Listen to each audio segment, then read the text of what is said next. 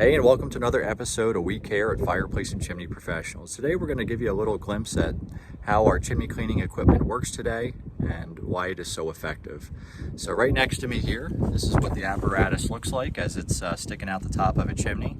What we're going to do is we're going to have this get activated and kind of watch it go through its motions. You'll see why having the chimney cleaned by a professional is going to give you the best job. So here we go. Ben, go ahead and get started.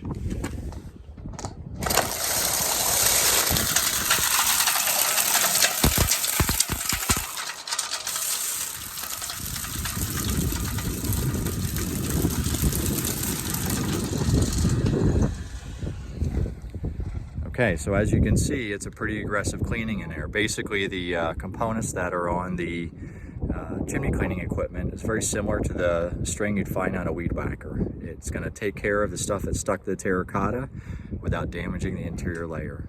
So once again, this is Ryan from Fireplace and Chimney Professionals, where we care about you, your home, and your safety. Thanks for watching and have a great day.